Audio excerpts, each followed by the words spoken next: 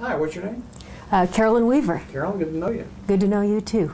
Why don't we start off and, well, tell me about your professional background, maybe a little insight into yourself. Well, that'd be great. A good place to start. My background really is about 25 years in healthcare.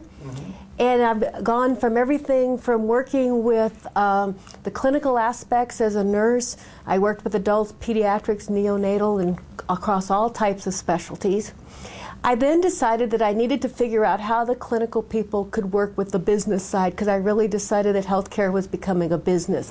So what I did then was I went and I got my MBA. And I moved in. Very good, very good. And at that time I was able then to have an opportunity from a real good friend to move into the business side, where I learned a lot about how hospitals ran and the financial aspects. From there I went to be an administrator of a surgery center. That opened a door for me for what I've really done for the last 10 years, which is to work as a strategic planner across the country and really bring together all of my experience and to really bring some value to some really exciting projects that I've worked on. Well, let me challenge you a little bit. Tell me about, think of a situation that was pretty much headed downhill, maybe even for a disaster, and you came in and made a difference. I think it's happened 3 or 4 times to me, which isn't always the case. You know, sometimes it seems to flow really well. But one that really comes to particular mind is we had a vice president who had to go out on a long-term disability. And I had to jump in. I had been on the project, but I had not really presented anything to the administration.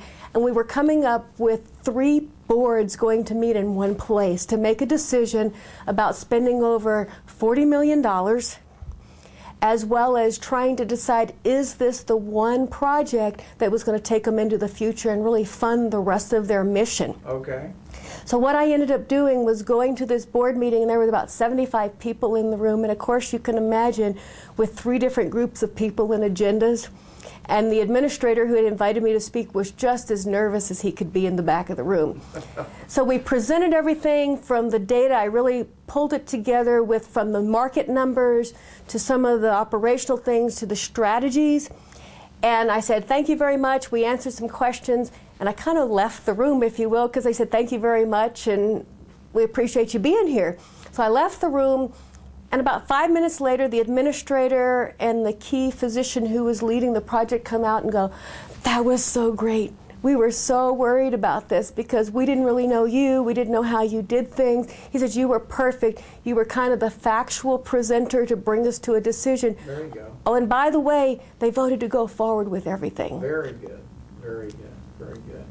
Well, I mean, as we look at organizations today, we're having some challenges. And what key elements of success would you recommend to them? I think you have to look at it on all aspects, and whether I am working with an individual on a specific small project, mentoring people, or working with large boards, I think there's some key elements that I've pulled together, including information I've learned from my mentors that I think really brought value to them as well as to myself.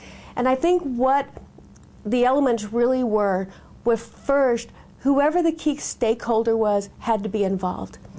And if it was the CEO or the board or a department manager, if they didn't buy in, you could do the best planning you wanted to, and it could be the greatest project, but if it wasn't on their priority list, that didn't seem to make it work. Yeah, get them involved, yeah. The second piece really was a plan. And we've seen a lot of people, we do these beautiful 5-year plans and they put them on the shelf. So I've actually said we've moved to a 2 to 3 year plan in the environment we're in.